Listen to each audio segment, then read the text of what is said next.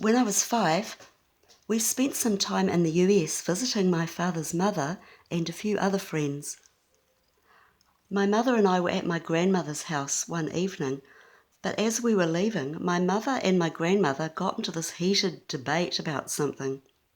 I was very bored and I just wanted to go home, but they were having such a long argument out in my grandmother's yard.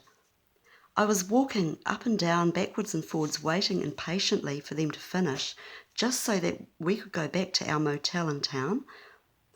But both my mother and my grandmother were very strong-willed, and neither was going to give in to the other. My dad wasn't there that day, unfortunately. He was visiting an old friend in hospital who was very sick. I restlessly wandered up and down the path, and then I went out onto the road where our rental car was.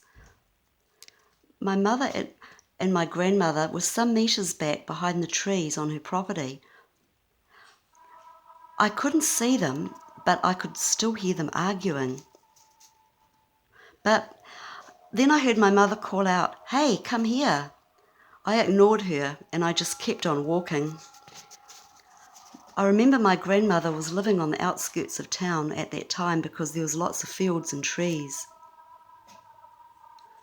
Just then I heard a voice from across the road call out, "Hey, come here.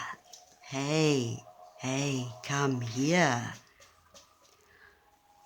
It sounded a little bit like my mother's voice, but it was much more gruff and distorted and quite guttural.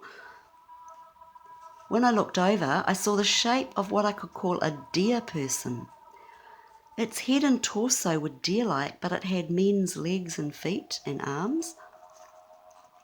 It was standing by some bush that was on the property of this old derelict house. I was very curious about it though. I wanted to cross the road to get a closer look at this thing, but the smell of it was very off-putting. I can remember, though, when it looked at me, it had this weird hypnotic gleam in its eyes, and it kept saying, "Hey, come here. Hey, come here." Just then my mother came running and she grabbed my arm as I was halfway through crossing the road. I said, "Mum, look at that," but the thing had gone. When I told my mother and my grandmother about it, my grandmother's pupils dilated and her face went very pale. "Don't you ever go wandering on your own in these parts again," she said emphatically. When I asked her what that deer thing could have been, she said, "Shush, don't talk about it, forget it. We don't talk about that sort of thing." Well, we drove back to our motel, but I've never forgotten it. Years later, I realised that that thing must have been a skinwalker.